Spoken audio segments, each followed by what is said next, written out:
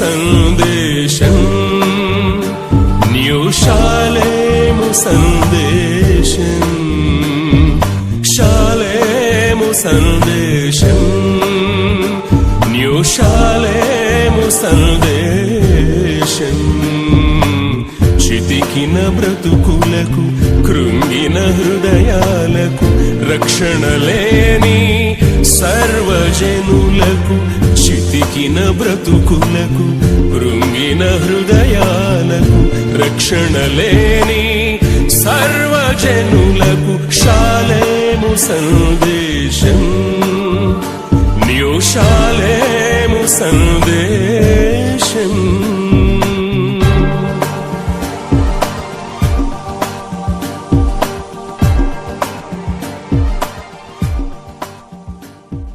హోషేయ గ్రంథము 6వ అధ్యాయము 3వ వచనంలో చక్కటి మాటలు దేవుడు రాయించి ఉంచారండి. యెహోవాను గూర్చిన జ్ఞానము సంపాదించుకుందము రండి, యెహోవాను గూర్చిన జ్ఞానము సంపాదించుకొనుటకు ఆయనను అనుసరించుదము రండి. ఉదయము తప్పక వచ్చు రీతిని ఆయన ఉదయించును. ఈ మాటలు అందరూ దయతో వినండి, నాతో తిరిగి చెప్పండి. వర్షము వలె, అమ్మ మాట్లాడండి, వర్షము వలె ఆయన మన యొద్దకు వచ్చును. భూమిని తడుపునట్టి తొలకరి వర్షము, కడవరి వర్షము వలె ఆయన మన యొద్దకు వచ్చును. చిన్న మాట ప్రార్థన చేద్దాం. పరిశుద్ధుడైన తండ్రి, మహోన్నతుడైన దేవ, ఈ రాత్రి మీ దీనదాసుల ద్వారా, దాసురాల ద్వారా, గ్రామ అంతటి సహకారంతో మీరు తొలి దినం సభ, చివరి మలి దినం వరకు కూడా మీరు ఇంతవరకు జరిగించుకుంటూ వస్తున్నందుకు స్తోత్రాలు. చదువుబడిన లేఖన భాగంలో నుంచి ఈ రాత్రి మా అందరితో మీరే మాట్లాడండి. మీరు మాట్లాడితేనే నెమ్మది, మీరు మాట్లాడితేనే అర్థమవుతుంది ప్రభు. కనుక ప్రతి హృదయంతో మీరు మాట్లాడు. నిలబడి ఉన్న మీ దాసుడునైనా నన్ను కూడా కొద్ది నిమిషాలు మీ సిలువ చాటును మరుగు చేసుకొని, మీ నోటి బోరగా, మీ చేతి ఆయుధంగా వాడుకొని, ఈ వాక్య పరిచర్యకి వ్యతిరేకమైన క్రియలేవి కూడా పనిచేయబడకుండా సమస్తమును మీ స్వాధీన ఆధీనలో నిలుపుకొనుమని యేసు నామమున అడిగి వేడుకొనుచున్నాము తండ్రి, ఆమెన్. ప్రియులరా, జాగ్రత్తగా దేవుని వాక్యం మీద దృష్టి నిలుపుదాం. దయతో ఇక అటు ఇటు లేచి ఎవరు తిరగరు అని నేను నమ్ముతున్నాను. ప్రియులరా, ఈ హోషేయ గ్రంథంలో చివరి లైన్లలో మన కంఠాలతో తిరిగి చెప్పిన మాట 2 పర్యాయాలు వ్రాయబడిన మాట. అదేంటనంటే, వర్షము వలె ఆయన మన యొద్దకు వచ్చును. అదే చివరి లైన్లో మరలా ఉంది, వర్షము వలె ఆయన మన యొద్దకు వచ్చును. చాలు. రాత్రికాల సమయంలో నిన్నటి సభలో వర్షం పడిందని మనం ఇబ్బంది పడి ఉంటాం. దేవుని దాసులు సమూయేలు గారైతే ఈ గ్రౌండ్లో నిలిచిన నీళ్లు తోడేస్తున్న యవ్వనస్తుల ఫోటోలు కూడా నాకు పెట్టారండి. నేను ఈ ఉదయకాల సమయంలోనే ప్రార్థన చేశాను, ప్రభా, వర్షం వల్ల నిన్నటి దినాన్ని ఇబ్బంది పడ్డారు, మరి ఈనాటి దినాన మీ చిత్తమే నెరవేర్చబడాలి.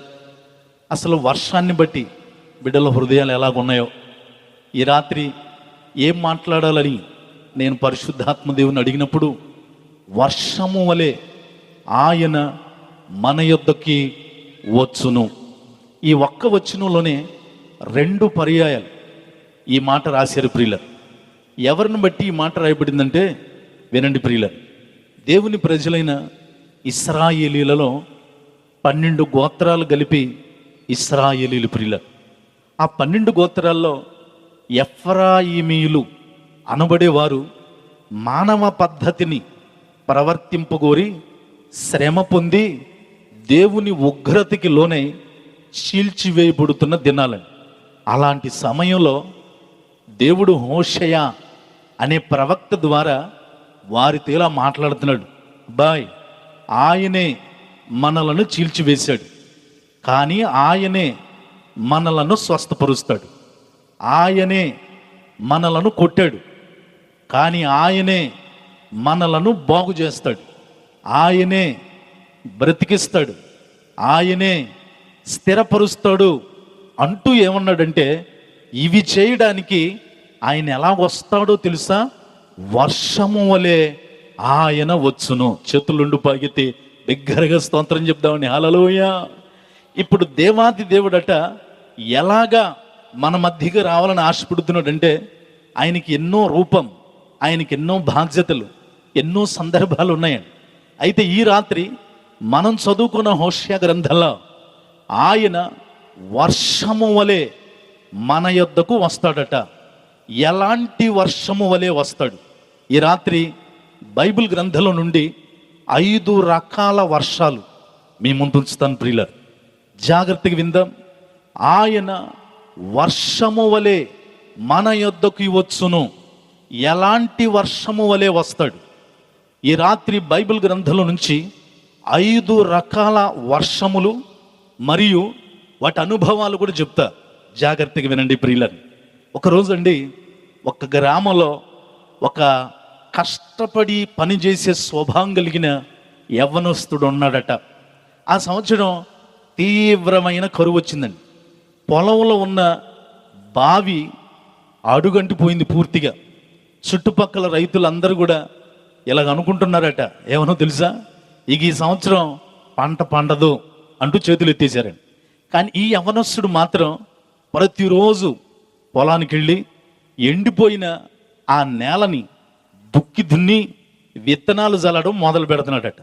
ఊరి జనం ఆ యవ్వనస్తుడిని చూసి నవ్వుకుంటే ఇలాగ అంటున్నాడట, బావిలో సొక్క నీరు లేదురా అబ్బాయి, ఆకాశం చూస్తే మేఘాలు లేవు, నువ్వు చూస్తేనేమో విత్తనాలు వేస్తున్నావు, అవి మాడిపోవటం ఖాయం అని అపహాస్యం చేస్తున్నారట.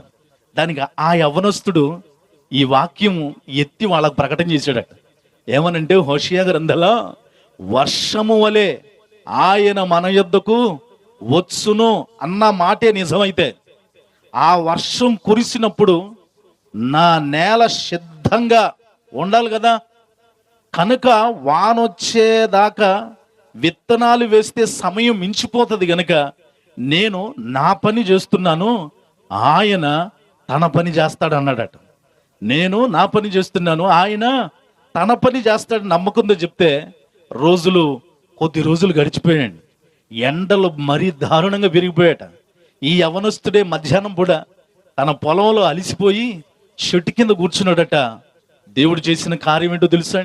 అకస్మాత్తుగా గాలిలో తేమ పెరిగిందట. పక్షులు అరుస్తూ గోళ్లకు చేరడం మొదలుపెట్టాయి. చూస్తుండగానే ఆకాశం చిక్కని మేఘాలతో నిండిపోయిందట. తొలకరి జల్లులు కురవడం మొదలై అది కాస్త పెద్ద వర్షంగా మారిందట. చల్లిన విత్తనాలు ఆ నీటిని పీల్చుకొని మొలకెత్తడం ప్రారంభించాయట. మిగిలిన రైతులు అప్పుడు విత్తనాల కోసం పరిగెత్తారట కొనటానికి. కానీ ఇతని పొలంలో అప్పటికే పచ్చని మొలకలతో కళకళలాడుతూ ఉంది. దేవుడు చేసిన కార్యం ఏంటో తెలుసా? ఆ సంవత్సరం ఆ ఊర్లో ఎవరికి రానంత భారీ దిగుబడి ఆ యవనస్తుడు పొందుకున్నాడంటండి. దేవునికి మహిమ కలుగును గాక. ఆ అబ్బాయి దేని మీద నమ్మకం ఉంచాడు తెలుసా? మనం చదువుకున్న మూలవాక్యం, ఆయన వర్షము వలె మన యొద్దకు వచ్చును. రాత్రి ఏదో వర్షం పడిపోయిందని ఇబ్బంది పడిపోకండి. బైబిల్ ప్రకారం, అకార్డింగ్ ద బైబిల్, వర్షము వలె ఆయన వస్తాడు ప్రియులను. రాత్రి ఒక రకమైన వర్షమే పడి ఉంటుందేమో కానీ బైబిల్లో ఈ రాత్రి 5 రకాల వర్షాలు మంచివే చెప్తా. జాగ్రత్తగా వినండి ప్రియులను.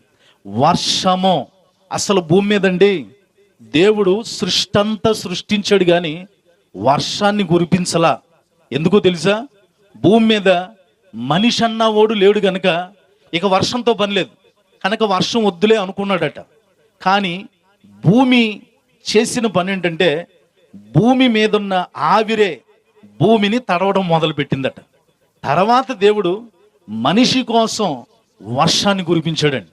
ఆదికాండం 2వ అధ్యాయం 5-6 వచనాలలో ఈ మాట దేవుడు రాయిస్తాడు ప్రియులను. ఆదికాండం 2వ అధ్యాయం 5-6 వచనాలలో అది వరకు పొలమందలి ఏ పొదయు భూమి మీద ఉండలేదు, పొలమందలి ఏ చెట్టును మొలవలేదు. ఎలా అనగా వినండి, దేవుడైన యెహోవా భూమి మీద ఏం కురిపించలేదు తల్లి, వాన కురిపించలేదట. సేద్యపరుచుటకు నరుడు లేడు. అయితే ఆవిరి భూమి నుండి లేచి ఏం తడిపిందట. కనుక మనిషి కోసమే దేవుడు ఏం కురిపిస్తున్నాడో తెలుసా? వర్షమును. చప్పళ్ళు కూడా బిగ్గరగా దేవునామాన్ని మహింపరుద్దాం. అందుకే మన మూలవాక్యంలో ఇప్పుడు ఆయన ఎలాగొస్తున్నాడు అని అంటే వర్షము వలె ఆయన మన యొద్దకు వచ్చును. లేవియాకాండం 25వ అధ్యాయం 4వ వచనంలో బైబిల్ చెప్తున్న మాట అండి. లేవియాకాండం 25వ అధ్యాయం 4వ వచనంలో 26వ అధ్యాయం 4వ వచనం, మీ వర్షాకాలములలో మీకు వర్షం ఇచ్చేదను. ఆమెనంటే బిగ్గరగా ఆయన వర్షాన్ని ఇచ్చే దేవుడండి. అసలు వర్షము వలె ఆయన మన యొద్దకు వస్తాడండి. ద్వితీయోపదేశకాండం 11-14, ద్వితీయోపదేశకాండం 11-14 ఉంటది, మీ దేశమునకు వర్షము అనగా తొలకరి వానను కడవరి వానను దాని కాలమున కురిపించెదను. ఆమెనండి ఇంకోసారి బిగ్గరగా. కనుక వర్షము వలె ఆయన మన యొద్దకు వచ్చే దేవుడు ప్రియులను. మత్తయి సువార్త 5వ అధ్యాయం 45వ వచనంలో బైబిల్ చెప్తున్న మాట అండి.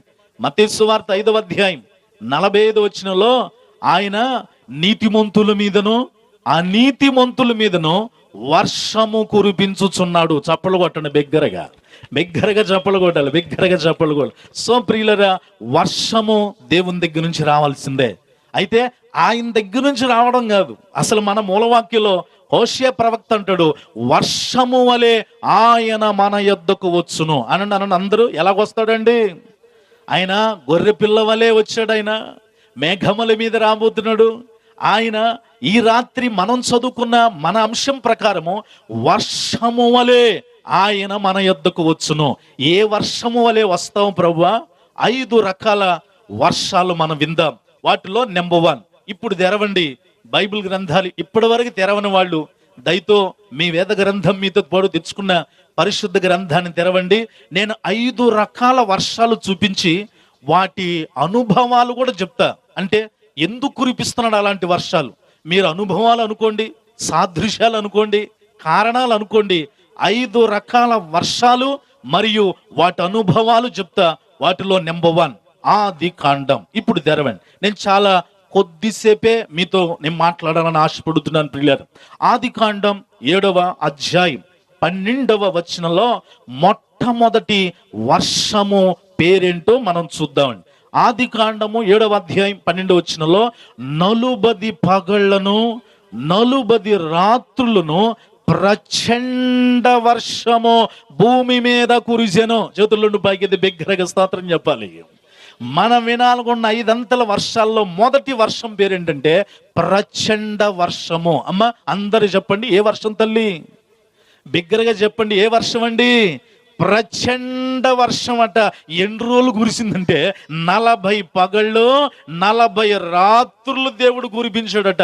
ఆయన వర్షము వలె మన యొద్దకు వచ్చును. ఏ వర్షము వలె అనంటే ప్రచండ వర్షము వలె. ఎందుకండి ప్రచండ వర్షాన్ని దేవుడు కురిపించాడు? దీనికి అనుభవము లేదా కారణం చెప్తా వినండి. ప్రచండ వర్షము బాగు చేయుట కొరకు. ఆమేన్ అనండి. దేని చేయడం కొరకండి? బాగు చేయడం కొరకు. ఎవరిని బాగు చేయడం కోసం అంటే మానవ జాతిని. ప్రియులు, బైబిల్ చెప్తుందండి, నోవాహు కాలంలో ప్రజలు తినుచు త్రాగుచు పెండ్లిండ్లు చేసుకొనుచు దేవుడంటే భయం లేకుండా ఉన్న దినాలలో నోవాహు ఓడను సిద్ధం చేస్తూ 120 సంవత్సరాలు ప్రకటన చేస్తూ ఉన్నాడట. జలప్రళయం రాబోతుందర్రా, కనుక దేవుడు నా చేత తయారు చేస్తున్న ఓడలోనికి రమ్మని మిమ్మల్ని పిలుస్తున్నాడంటే ఒక్కళ్ళ కాకపోతే ఒక్కళ్ళ కూడా శ్రద్ధ చూపలేదు ప్రియులారా. బైబిల్ చెప్తున్న మాట 8 మంది మనుషులు మాత్రమే ఓడలోకి ఎక్కారు. ఆ 8 మంది నోవహు గారు, నోవాహు గారి శ్రీమతి, వారి 3 కుమారులు, 3 కోడళ్ళు. 8 మంది తప్పితే ఆ ఓడలో మనుషులు లేరు ప్రియులారా. మిగిలిన మనుషులందరిని కూడా చెడిపోయారు గనక బాగు చేద్దాం. ఎలాగూ అనంటే ఇక ఆ తరమును దేవుడు పూర్తిగా తుడిచివేశాడండి. ఆ తరమును పూర్తిగా తుడిచివేశాడు. ఎలాగంటే ప్రచండ వర్షము ద్వారా. అయితే ఎలాగండి అనంటే ఇప్పుడున్న ప్రపంచంలో ఉన్న మనుషులందరూ కూడా, అమెరికా అయినా, ఇంగ్లాండ్ అయినా, భారతదేశం అయినా, వరగానైనా, ఏదైనా సరే, నోవాహు 3 కుమారుల్లోంచి వచ్చిన సంతానమే ఈ సంతానం ప్రియులారు. చప్పలు కూడా బిగ్గరగా దేవనామాన్ని మహింపరుద్దాం ప్రియులారు. ఆ తినుచు తాగుచు పెండ్లిళ్ళు చేసుకొనుచు ఉన్న తరమును, మానవ జాతిని దేవుడు నిర్మూలన చేసి మంచి మానవుణ్ణి చేయడానికి దేవుడు కురిపించిన వర్షమే ప్రచండ వర్షము. ఈ రాత్రి వర్షము వలె ఆయన మన యొద్దకు వచ్చుచున్నాడు ప్రియులరా. ఆ వర్షాన్ని బట్టి నువ్వేం చేయాలో తెలుసా? ప్రభువా, ఇలాంటి ప్రచండ వర్షము నా కుటుంబాన్ని బాగు చేయడానికే, నా గ్రామాన్ని బాగు చేయడానికే, నా పరిస్థితులను బాగు చేయడానికే, చెడిపోతున్న ప్రజలను బాగు చేయడానికే నువ్వు ప్రచండ వర్షముగా మా యొద్దకు వస్తున్నావు గనక అందును బట్టి నీ కొందనాలను ఇంకోసారి దేవునికి చేతులుండి బాగితే బిగ్గరగా స్తోత్రం చెప్దామండి. ఆదికాండము 8వ అధ్యాయం 2వ వచనంలో, ఆదికాండం 8వ అధ్యాయం 2వ వచనంలో, అగాధ జలముల ఊటలను, ఆకాశపు తూములను మూయబడిను, ఆకాశము నుండి కురియుచున్న, అయ్యా అందరూ వినండి, ప్రచండ వర్షము నిలిచిపోయెను. ఎందుకు నిలిచిపోయిందో తెలుసా? ఇక జాతిని బాగు చేస్తున్నాడు ఆయన. బాగుపడే జాతి భూమి మీదకి వచ్చేస్తున్నారు కనుక ఇక ప్రచండ వర్షము ద్వారా ఆయన బాగు చేయుట కొరకు ఆయన వర్షము వలె మన యొద్దకు వచ్చుచున్నాడు. ఈ రాత్రి వాక్యం వింటున్న సోదరి సోదరులారా, గౌరవనీయమైన గ్రామ పెద్దలారా, వాస్తవ్యులారా, దేవుడు వర్షము వలె నీ యొద్దకు వస్తున్నాడు. ప్రచండ వర్షము వలె. ఎందుకో తెలుసా? నిన్ను బాగు చేయునుగాక, నీ కుటుంబాన్ని బాగు చేయునుగాక, నీ బిడ్డలను బాగు చేయునుగాక, నీ హృదయాన్ని బాగు చేయునుగాక, నీ పరిస్థితులన్నిటినీ బాగు చేయునుగాక. రెండవదిగా, వర్షము వలె ఆయన మన యొద్దకు వచ్చును. ఏ వర్షం వలె ప్రభువా? రాజుల మొదటి గ్రంథంలోనికి ఒకసారి రండి ప్రియులను. 2వ వర్షం పేరేంటో, ఎందుకు ఆ వర్షాన్ని దేవుడు మనకిస్తున్నాడు, అసలు ఆ వర్షము వలె దేవుడు ఎందుకు వస్తున్నాడు? రాజుల మొదటి గ్రంథం 18వ అధ్యాయము 41వ వచనాన్ని చదువుదామండి. రాజుల మొదటి గ్రంథం 18వ అధ్యాయం 41వ వచనంలో, పిమ్మట ఏలియా విస్తారమైన వర్షము వచ్చునట్లుగా ధ్వని పుట్టుచున్నది, నీవు పోయి భోజనము చేయమని ఆహాబుతో చెప్పగా. చాలండి. 2వ వర్షం పేరేంటంటే విస్తారమైన వర్షం. తల్లి అమ్మ అందరూ చెప్పండిరా, 2వ వర్షం పేరేంటండి? విస్తారమైన వర్షం. అదిగదిగో మన మూలవాక్యంలో, వర్షము వలె ఆయన మన యొద్దకు వచ్చును. ఏ వర్షం వలె ప్రభువా? 2 విస్తారమైన వర్షము వలె ఆయన నీ యొద్దకు వస్తున్నాడండి. ఈ రాత్రి వరగాని గ్రామంలోనికి దేవుడు విస్తారమైన వర్షము వలె మన దగ్గరికి వస్తున్నాడు. ఏలియా ఆహాబుతో అంటున్నాడు, ఇదిగో వర్షం వచ్చేటట్టుంది కానీ వెళ్ళిపోయా, నీ ఇంటికి వెళ్ళిపో. కానీ ఏలియా ఆ విస్తారమైన వర్షములోనే కర్మేలు పర్వతానికి వెళ్ళాడండి. చప్పలు కూడా బిగ్గరగా దేవనామాన్ని మహింపరుద్దాం. ఆశ్చర్యం ఏంటో తెలుసా? ఆహాబు రాజు రథం మీద వెళుతున్నాడు. ఏలియా రథం గిదం కూడా లేకుండా విస్తారమైన వర్షంలో ఆహాబు రాజు కంటే ముందుగానే కర్మేలు పర్వతానికి వెళ్ళిపోయాడట. దేవునికి మహిమ కలుగునగాక. అంటే ఈ విస్తారమైన వర్షాన్ని దేవుడు ఎందుకు కురిపిస్తున్నాడు అంటే బలపరుచుట కొరకు. అనండి, దేని కొరకండి? వాక్యం వింటున్న సోదరి సోదరుడా, బలహీనమైపోయావా? సంసారాలు బలహీనమైపోయినాయా? కుటుంబాలు బలహీనమైపోయినాయా? హృదయాలు బలహీనమైపోయినాయా? ఆర్థిక పరిస్థితులు బలహీనమైపోయినాయా? ప్రార్థనా జీవితాలు బలహీనమైపోయినాయా? ధైర్యం లేక, బలం లేక, బలహీనతో ఉంటే అదిగో ఏలియా ఒక్కడు ప్రియులారా కరిమేలు కొండ మీద అన్య దేవత ప్రవక్తలను ఒక్కడు ఖడ్గంతో సంహరించి, అదిగో దేవుడిచ్చిన వాక్య ప్రకారం విస్తారమైన వర్షమైనా సరే వర్షంలో నడవడమే కష్టం కదండి. వర్షంలో కళ్ళు మూతలు పడుతూ ఉంటాయి, వర్షంలో ఈ ఒంటి మీద చిటపట కొడుతూ ఉంటే ఇబ్బందిగా ఉంటుంది. కానీ ఏలియానే తన సేవకుని వర్షములో దేవుడు బలపరిచి రథం ఎక్కిన రాజుగారి కంటే ముందు వర్షము వలె ఆయన మన యొద్దకు వచ్చును. ఎందుకో తెలుసా? విస్తారమైన వర్షము నిన్ను బలపరచడానికి తల్లి. ఈ రాత్రి నా చేతులు జోడించి నేను మనవి చేస్తాను, బలహీనతతో ఉంటే ఈ రాత్రి అదిగో యెహోవా కొరకు ఎదురు చూచువారు నూతన బలము పొందుదురు. ప్రియుల బలమిచ్చువాడు ఆయనే. ఆమెనండి బిగ్గరగా. ఒక రోజండి ఒక అడవిలో ఒక చిన్న విత్తనం అంట నేల లోపల చీకట్లో ఉందట. వినండి, ఆ విత్తనానికి పైన ఉన్న లోకాన్ని చూడాలని, ఒక పెద్ద చెట్టుగా ఎదగాలని ఎంతో ఆశ ఉంది దాని. కానీ పైన ఉన్న గట్టి నేలను చీల్చుకొని బయటికి రావడం దానికి చాలా కష్టంగా అనిపించేదట. కనుక లోపల ఇలాగ అనుకునేదట, నేను ఇంత చిన్నదాన్ని ఇంత గట్టి భూమిని, నేలని ఎలా ఎదిరించగలను అంటూ నిరాశ చెందేదట. కానీ ఒక రోజండి ఆకాశం మేఘావృతమై అదిగో విస్తారమైన వర్షం కురవడం మొదలైందట. ఆ వాన చినుకులు నేలలోనికి ఇంకిపోయి ఈ విత్తనం ఉన్న చోటికి చేరుకున్నాయట ఆ వాన చినుకులు. ప్రియులారా, ఆ నీళ్లు విత్తనానికి కావలసిన శక్తిని ఇవ్వటమే కాకుండా ఆ విత్తనం చుట్టూ ఉన్న గట్టిగా ఉన్న మట్టినంతా మెత్తన చేయడం మొదలు పెట్టిందట వర్షం. ప్రియులారా, అప్పుడు ఆ విత్తనం లోపలే కనుకుందట, ఇప్పుడు నేల మెత్తబడుతుంది గనక నాకు ఈ వర్షం ద్వారా ఏం దొరుకుతుందో తెలుసా? బలం దొరికింది. చప్పలు కొట్టండి బిగ్గరగా. ఈ వర్షం ద్వారా నాకేం దొరికింది? బలం దొరికింది. ఇదే సరైన సమయం అనుకొని వాన కురుస్తున్న కొద్దీ ఆ విత్తనం తన శక్తిని అంతా ఉపయోగించి పైకి అలా నెట్టిందంట. చివరికి ఒక చిన్న మొలకగా భూమిలో చీల్చుకుని బయటకు వచ్చింది. వర్షం ఆగిపోయేసరికి ఆ మొలక సూర్య రశ్మిని పరవశింపుపోయేటట్టు పలకరించి అదొక చిన్న మొక్కలాకి ఎదిగి చివరికి పెద్ద చెట్టు అయిపోయిందట. ఆ చెట్టు కింద అనేకులు మనుషులు ఎండకు సేద తీరుస్తున్నారట. చప్పలు కూడా బిగ్గరగా, చప్పలు కూడా బిగ్గరగా. ప్రియులారా, అదిగో గట్టిగా ఉన్నాయా నీ చుట్టూ పరిస్థితులు కూడా? సాతాను వాడి తంత్రాలు గట్టిగా అయిపోయినాయా? ఈ రాత్రి వర్షము వలె ఆయన నీ వద్దకి విస్తారమైన వర్షం వలె ఎందుకు వస్తున్నాడో తెలుసా? నీ చుట్టూ గట్టిగా బిగబట్టిన వాటన్నిటిని కూడా దేవుడు మెత్తన చేయునుగాక, రాజాజ్ఞను మార్చునుగాక. నీకు విరోధముగా రూపొందించబడిన ఏ ఆయుధము వర్ధిల్లదో. చప్పలు కూడా బిగ్గరగా దేవునామాన్ని మహింపరదామండి.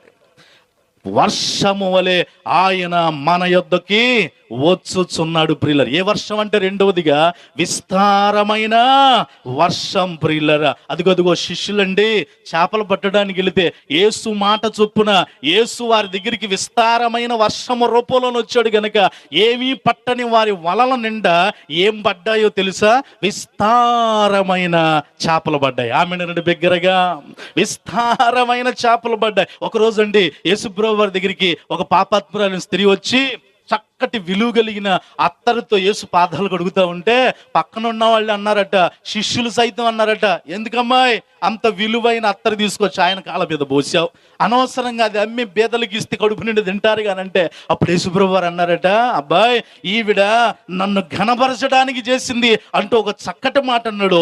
ఈమె విస్తారముగా నన్ను ప్రేమించింది. దేవునికి స్తోత్రం చెప్పండి. ఈమె విస్తారంగా ప్రేమించింది. పక్కన అంటాడు లూకా సువార్త 7వ అధ్యాయం 47వ వచనంలో, లూకా 7:47, ఆమె విస్తారంగా ప్రేమించింది గనక ఆమె యొక్క విస్తార పాపములో క్షమించబడ్డాయి. కొట్టు చప్పలు కూడా పెట్టి బిగ్గరగా దేవునామాన్ని మహిమ. విస్తారమైన వర్షం నిన్ను బలపరిచిద్ది. ఎలాగో తెలుసా? విస్తారమైన ప్రేమలోనికి తీసుకొచ్చి, ప్రేమ మరణము అంత బలమైనది. ఆమెనండి బిగ్గరగా. అంతేకాదు విస్తారమైన పాపాలు పోతే ఇక బలహీనతలన్నీ పోతే బలమే కదండి. కనుక ఆయన మన దగ్గరికి ఎలాగొచ్చే దేవుడో తెలుసా? వర్షము వలె ఆయన మన యొద్దకి వచ్చును. ఆమెనండి బిగ్గరగా, ఆమెనండి బిగ్గరగా. నెంబర్ 3, ఏ వర్షం వలె మా యొద్దకు వస్తావయ్యా. 3వ వర్షం పేరు చెప్తాను వినండి. 72వ కీర్తన 3వ వర్షం పేరేంటో, ఎందుకు ఆ వర్షాన్ని దేవుడు మన దగ్గరికి రాణిస్తున్నాడు, ఆ వర్షం వల్ల ఆయన ఎందుకు మన దగ్గరికి వస్తాడు. 72వ కీర్తన 6వ వచనాన్ని చదువుదామండి. 72వ కీర్తన 6వ వచనము, గడ్డి కోసిన బీటి మీద కురియు వానవలెను భూమిని తడుపు. ఏ వర్షం తల్లి? బిగ్గరగా చెప్పు, ఏ వర్షం తల్లి?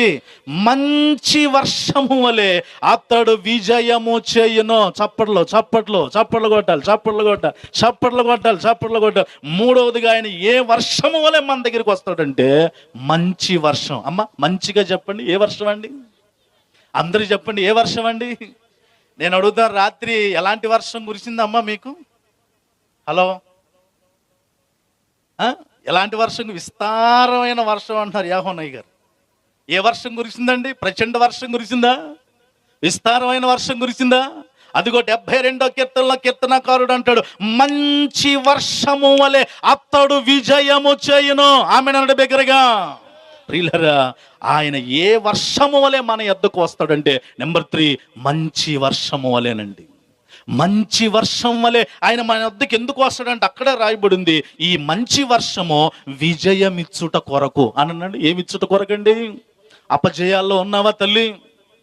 అపజయాల్లో ఉన్నావా? నీ వ్యక్తిత్వం అయినా, ప్రార్థన అయినా, కుటుంబం అయినా. అదిగో పిల్లలు పరీక్షలు రాసి ఎదురు చూస్తున్నారు విజయాల కోసం. ఇంటర్ ఫస్ట్ ఇయర్, సెకండ్ ఇయర్లో, 10th క్లాస్ వాళ్ళు. విజయం వస్తుందా, అపజయం వస్తుందా, విజయం వస్తుందా, అపజయం వస్తుందా? అదిగో మంచి వర్షము విజయమిచ్చుట కొరకు ఆయన మంచి వర్షము రూపములో మన దగ్గరికి వస్తాడంటండి. వర్షం మంచి చేస్తుంది ప్రియులారా. యెషయా గ్రంథం 44వ అధ్యాయం 14వ వచనంలో, యెషయా గ్రంథం 44వ అధ్యాయం 14వ వచనంలో బైబిల్ చెప్తున్నమాట, ఒకడు దేవదారు చెట్లను నరకవలని పూనుకొనును, శ్మశాన వృక్షమును గాని, సరళ వృక్షమును గాని, సింధూర వృక్షములను గాని, అడవి వృక్షములలో ఏదొక దానిని తీసుకొనును. వినండి, ఒకడు చెట్టు నాటగా వర్షము దాని పెంచును. ఆమెనండి బిగ్గరగా. వర్షం ఏం చేసిద్దంటండి? మంచి చేసిద్దండి, పెంచేదండి. ఈ రాత్రి ఈ చివరి సభలో దేవుడు నిన్నన్నిటిలో పెంచునుగాక, ఆశీర్వాదంలో పెంచునుగాక, ఆరోగ్యంలో పెంచునుగాక. కన్నిటితో ఉన్నావా సోదరుడా? కన్నిటితో ఉన్నావా అమ్మా? ఆదరణిచ్చి మంచిగా నీ కన్నిటిని దేవుడు తుడుచునుగాక. ఈ రాత్రి మంచి దేవుడు అండి ఆయన. అనండి, ఏ దేవుడు అండి ఆయన? మంచి దేవుడు. కనుక ఆయన ఇప్పుడు ఎలాగొస్తున్నాడంటే వర్షము వలె. ఏ వర్షం ప్రభువా? మంచి వర్షము వలె, మంచి వర్షము వలె. ప్రియులరా, మంచిగా మనం కూడా ఉండాలని దేవుడి రాత్రి భిక్షిచ్చాడండి మనకి. బ్రతకడానికి దేవుడు ఆశీర్వాదం ఇచ్చాడు. కనుక మనం కూడా ఏ పని చేయాలో తెలుసా? మత్తయి సువార్త 26వ అధ్యాయం 10వ వచనం. మనం కూడా ఎలాంటి పని చేయాలి, ఎలాంటి కార్యాలు చేయాలి? మత్తయి సువార్త 26వ అధ్యాయం 10వ వచనంలో, యేసు ఆ సంగతి తెలుసుకొని ఈ స్త్రీ నా విషయమై ఒక ఏ కార్యం అండి? అందరు చెప్పండి, ఏ కార్యం అంట? మంచి కార్యం చేసిందట. ఈమెను మీరే అలా తొందరపడుతున్నారు, మంచిలోనే విజయం ఉంది. ఆమెనండి బిగ్గరగా. మంచిలోనే ఏముందండి? చెడులోనే అపజయం ఉంది. మంచిలో ఏముందండి? మంచి చేసేవాళ్ళు అంటే ఎప్పుడు విజయాన్ని పొందుకుంటారు. చప్పళ్ళు కూడా బిగ్గరగా దేవునామాన్ని మహింపరుద్దాం అండి. అందుకే ఆయన నీకు విజయం ఇవ్వాలనే తల్లి, సోదరి, సోదరుడా, ప్రియమైన యవనస్తుడా, నీకు మంచి చేయాలని, నీకు విజయాన్ని ఇవ్వాలని ఆయన ఇప్పుడు ఎలాగొస్తున్నాడంటే వర్షము వలె వచ్చుచున్నాడు. ఏ వర్షము వలె? మంచి వర్షము వలె. ప్రియులరా, 4వ విషయాన్ని నేను మీకు జ్ఞాపకం చేస్తాను, జాగ్రత్తగా వినండి ప్రియులరా. 4వదిగా ఆయన ఏ వర్షము వలె మన దగ్గరికి వస్తున్నాడు ఆయన? హోషేయ గ్రంథంలోనికి మరొకసారి రండి. హోషేయ గ్రంథంలోనికి ఒకసారి రండి. 10వ అధ్యాయము 12వ వచనాన్ని జాగ్రత్తగా చదువుదాం అండి. హోషేయ గ్రంథము 10వ అధ్యాయము 12వ వచనంలో బైబిల్ చెప్తున్న మాట, నీతి ఫలించునట్లు మీరు విత్తనము వేయుడి, ప్రేమ అను కోత మీరు కోయుడి, యెహోవాను వెతుకుటకు ఇదే సమయము కనుక ఆయన, వినండి వినండి, ఆయన ప్రత్యక్షమై మీ మీద నీతి వర్షము కురిపించున్నట్లు. కొట్టాలి, చప్పట్లు కొట్టాలి, బిగ్గరగా చప్పట్లు కొట్టాలి. 4వ వర్షం పేరేంటంటే నీతి వర్షం. అమ్మ అనంటారు, ఏ వర్షం అండి? బిగ్గరగా చెప్పండి, ఏ వర్షం అండి?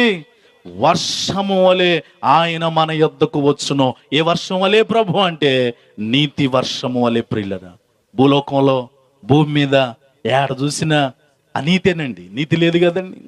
అందుకో సామెత ఉంది, తమ్ముడు తనోడైనా ఏం చెప్పాలంట? నీతి చెప్పాలంట. ప్రియులరా, నీతి వర్షము వలె ఆయన మన యొద్దకు వస్తాడట. ఈ నీతి వర్షం ఎందుకు అనంటే ప్రత్యక్షత కొరకు అనండి. ఎలాగండి? అక్కడే రాయబడి ఉంది. హోషేయ 10:12 ఆయన ప్రత్యక్షమై మీ మీద నీతి వర్షము కురిపిస్తాడట. ఎందుకంటే ఆయన నువ్వు చూడాలండి, ఆయన ఎదుట ప్రత్యక్షం అవుతున్నాడు. ఆయన కన్నులారా చూచుదువుగాక. మనం ఆయన ప్రత్యక్షతను చూడాలి. ఆయన ఎవరు ఆయన చూస్తారు అని అంటే నీతిమంతులే చూస్తారండి. ఆమెనండి బిగ్గరగా. యోవేలు గ్రంథం 2:23 యోవేలు గ్రంథం 2:23 సియోను జనులారా ఉత్సహించి మీ దేవుడైన యెహోవా యందు సంతోషించుడి.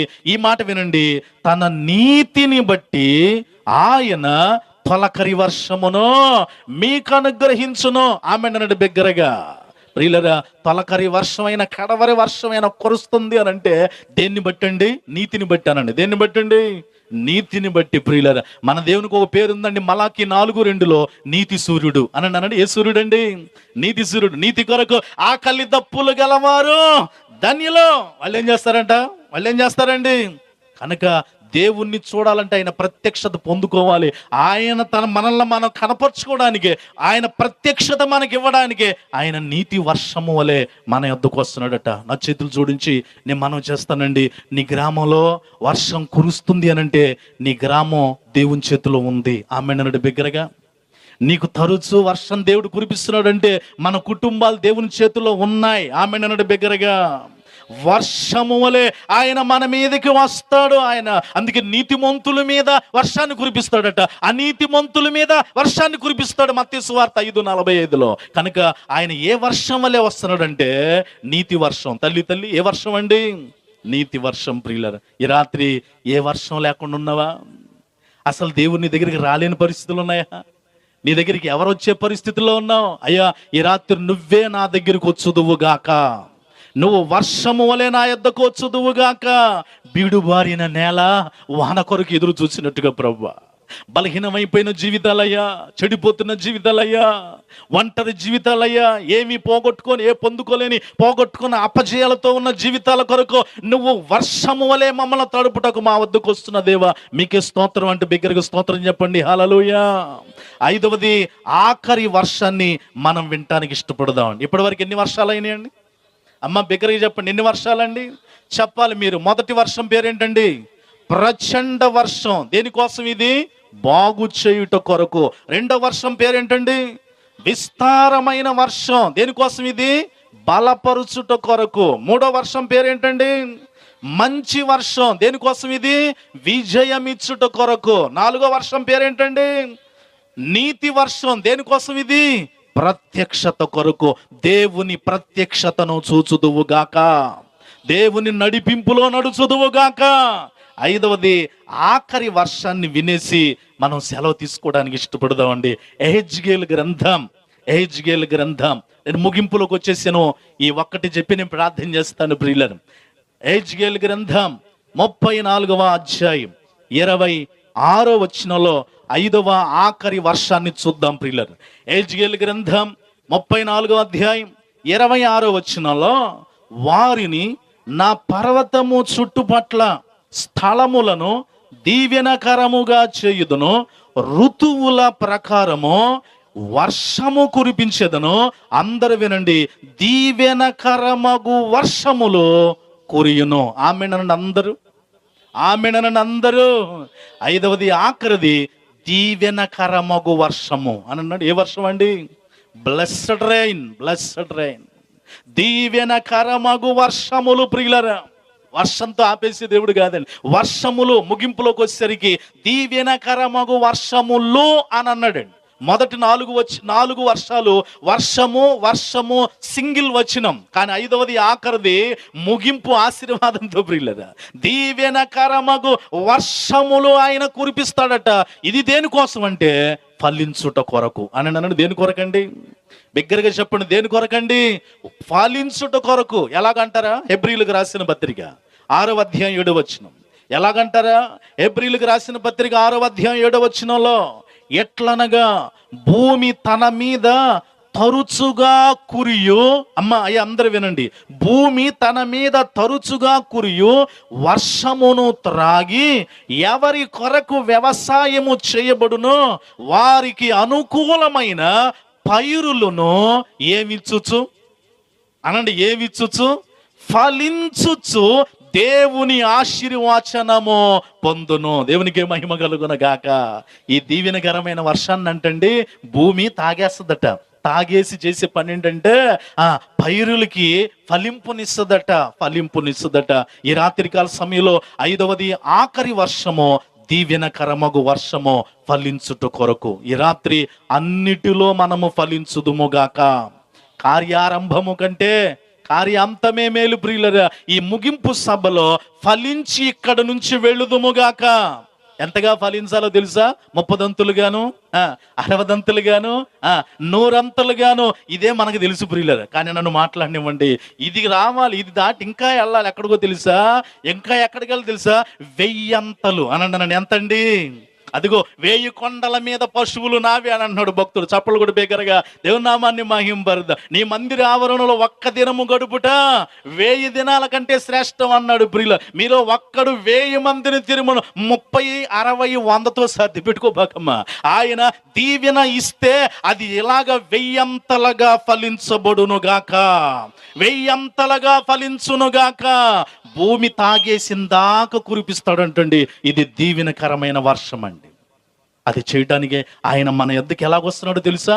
పరలోకంలో దగ మెరిసిపోయే ప్రకాశమానమైన వెలుగులో కూర్చొనగలిగిన వాడై ఉండి కూడా నీ దగ్గరికి నా దగ్గరికి ప్రియులరా. అదిగో నోవహు కాలంలో ఉన్న ప్రజలు ఉన్నట్టే ఉంటున్నప్పటికీ కూడా, అపజయాలతో ఉంటున్నప్పటికీ కూడా, ఏ మంచి, ఏ ప్రేమ, ఏ యొక్క జాలి మన మీద లేకపోయినా ఆయన వాటన్నిటినీ విడిచిపెట్టి వర్షము రూపంలో మన దగ్గరికి అన్నిటినీ త్యాగం చేసి వచ్చాడు. ఎందుకో తెలుసా?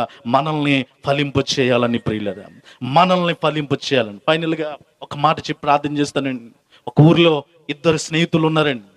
ఒక స్నేహితుడికేమో చాలా ఎకరాల పొలాలు ఉన్నాయి.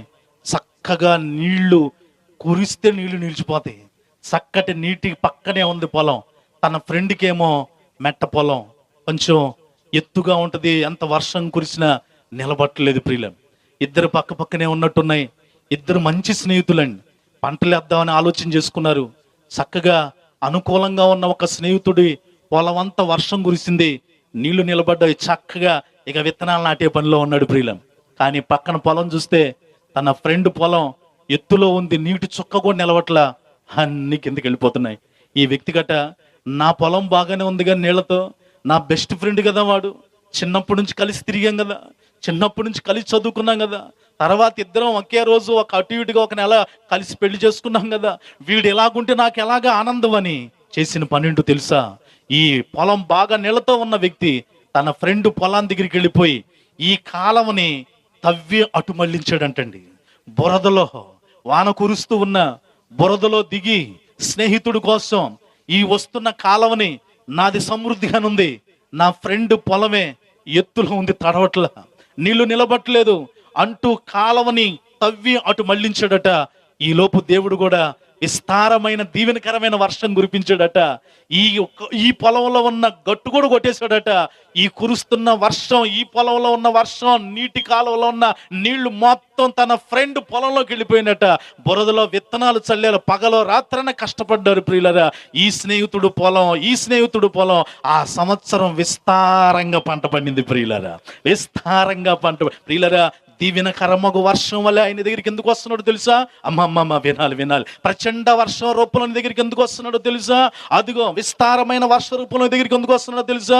అదిగో మంచి వర్షం రూపంలో నీ దగ్గరికి ఎందుకు వస్తున్నాడో తెలుసా? అదిగో నీతి వర్షం రూపంలో నీ దగ్గరికి ఎందుకు వస్తున్నాడో తెలుసా? అదిగో నిన్ను బాగు చేయడం కోసం ఎందుకు రావాలనుకుంటున్నాడు తెలుసా? అదిగో నిన్ను బలపరచడం కోసం ఎందుకు రావాలనుకుంటున్నాడు తెలుసా? అదిగో నీకు ప్రత్యక్ష ఇవ్వడానికి ఎందుకు రావాలనుకుంటున్నాడు తెలుసా? అదిగో నీవు ఫలించుట కొరకు ఎందుకు ఆయన రావాలనుకుంటున్నాడు తెలుసా? ఆయన తన రక్తాన్నే వర్షంగా కురిపించడానికి చప్పళ్ళు కొట్టి బిగ్గరగా దేవుని నామాన్ని తన ఫ్రెండ్ కోసం కాలవను తవ్వి మళ్ళించినట్టుగా కల్వరిలో యేసు ప్రభు వారు కూడా యవ్వనస్తుడుగా ప్రియులరా తన చివరి రక్త బొట్టు వరకు కూడా ఇటు మళ్ళించాడో తెలుసా? దీవెన లేకుండా పడి ఉన్న పొలం అనే నీ జీవితం వైపో, దీవెన లేకుండా పడి ఉన్న గ్రామం అనే నీ గ్రామం వైపో, దీవెన లేకుండా ఉన్న నీ జీవితం అనే జీవితం వైపో ఆయన సిలువలో ఆకాశానికి భూమికి మధ్య వ్రేలాడుతూ తన రక్తాన్నే కాలవలాగా, తన రక్తాన్నే వర్షము వలె ఎటు మళ్ళించాడో తెలుసా? ఈ రాత్రి బలహీనంగా ఉన్న నీ వైపే మళ్ళించునుగాక. ఈ రాత్రి ప్రత్యక్షత లేని నీ వైపే మళ్ళించునుగాక. ఈ రాత్రి ఫలింపు లేని నీ జీవితం వైపే దేవుడు మళ్ళించునుగాక.